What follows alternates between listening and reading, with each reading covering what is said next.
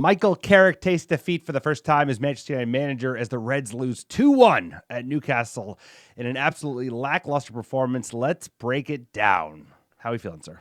Snap back to reality. Oh, there goes gravity. Manchester United figuring out how to lose, sir. What a game. Heartbreaking away at Newcastle. We had them at 10 men, 0-0. Somehow we let in 2 goals and give away a point that will probably matter in the race for top 5 in European football. And it's all about on to Cincinnati. Look, I'm pissed. This one got me. There's ways to lose, and there's ways to lose. This is one of them that you didn't want. This is giving me bad memories of Ruben Amorim to be able to ship goals and lose to 10-men sides, especially in the second half where we didn't create much and they were coming at us when we had the extra man. That isn't Manchester United, and this team really struggled today. Short week, lots of excuses, sir. I will be excited to get to the excuse factory on the other side, but we got to shake this off because we have to play Villa, and we have a long time to think about this. Usually that pisses teams off and you get a good result. Manchester United, we've had trouble and we've struggled in the past, getting rid of these bad L's. And so I hope Carrick can be the man to get us out of this mindset and win against Aston Villa, because there is no game that we can take a break from. No, I mean, United's destiny is in our own hands. This was the worst performance under Michael Carrick. Worst performance since Ruben Amorim was at the helm. I didn't know a team could lose twice in a year up a man, especially, I think, what an ugly game, all in all. Just an ugly game for a neutral. We got lucky on the red card, though they probably should have had a player sent off with a double elbow to the face. But either way, it wasn't good enough for Manchester United in any regard. It was slow in the first half, plodding along. Long ball FC did not work. The outlet to Cunha did not work. And then we get a man up, give away a bad penalty. We get one back. Great goal to get perfect timing. That's exactly what you wanted. In the second half, we came out flat, like you said, kind of going through the motions. And then they get a late goal as the team starts to fall apart. There's a couple takeaways from this game. We are who we thought we are. We're still the same team that you and I thought would finish the 7th or 8th of the season. We've gone on a run. We've got good players, but this team is thin. This team is not ready for 2 games a week. This team is not ready for Europe. And all the players who are the MVPs of the injury room are back on the injury list. The list's been there since November. Shaw went down injured. Who else went down? Mount's still out injured. It just goes on, and Martinez is out again. And that's not where you want to be, because if you're in a position where you're bringing on Tyrell Malacia in the 86th minute or wherever it was to put in a big performance, I just felt bad for him. I felt bad for us. But like you said, Carrick's destiny this season will be defined by our ability to stop the bleeding. We have to stop the bleeding against Villa. They're hurting. We're hurting. We need a win. We need a performance. We're playing all the teams we're competing against for top 5 in this season. 9 games left. We're playing Chelsea. We're playing Liverpool, and we're playing Villa. It's up to us. It's ours to lose. That's a great point. And we talked about it on the Patreon podcast. If you're interested in supporting the podcast, go an extra mile. Check us out, patreon.com/American Red Devils. We do a deep dive every month on Manchester United. And my concern of the form. We've been winning, not playing great. Now, eventually, you need to play great, right? This team, this attack, we've been bailed out by Big Ben, which has been amazing.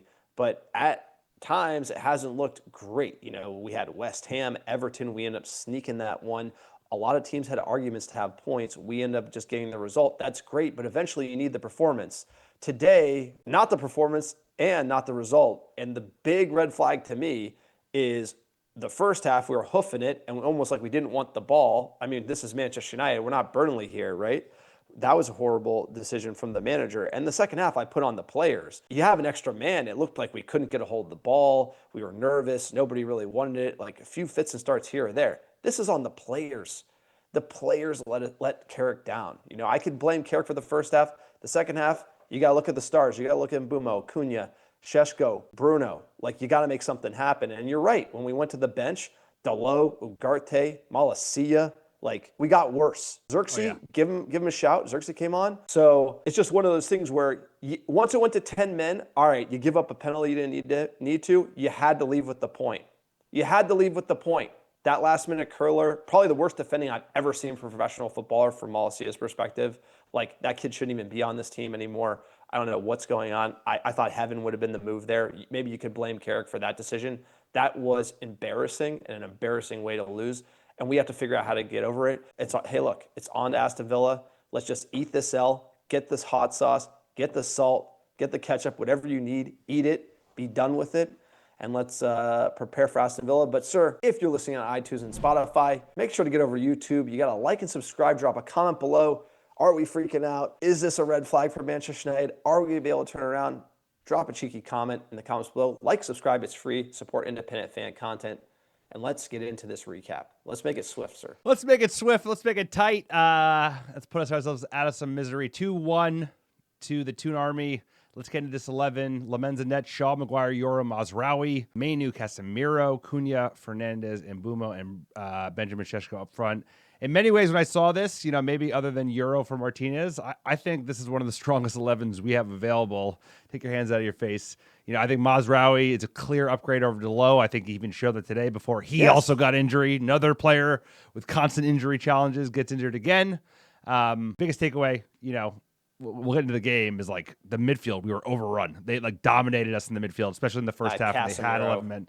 No, Casemiro and Kobe. Kobe, when he's not getting pressure, he got muscle off the ball time and time again in that first half. So let's get right into it, sir.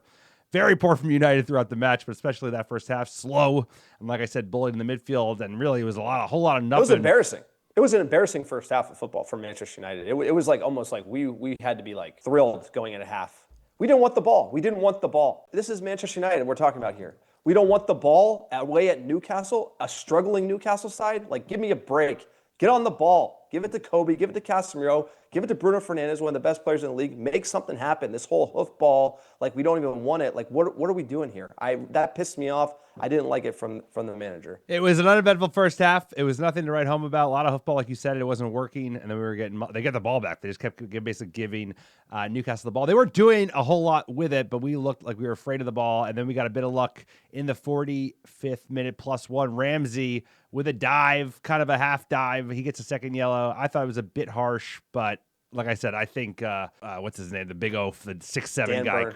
Dan Burn could have been sent off for a double elbow to the face. That wasn't nothing. That was more than this. So yeah, down to 10 men. And then right after this, Bruno Fernandes gives away a penalty to Newcastle. Bad penalty, knee to knee. Talk about Casemiro here. You got to talk about Casemiro on the ball. Manchester United players ahead of him. Gets his pocket picked by Anthony Gordon in a really bad spot. That creates the turnover. Bruno with the rash challenge. But if not for the Casemiro bad giveaway, this play doesn't happen. Casemiro's looked electric one game a week.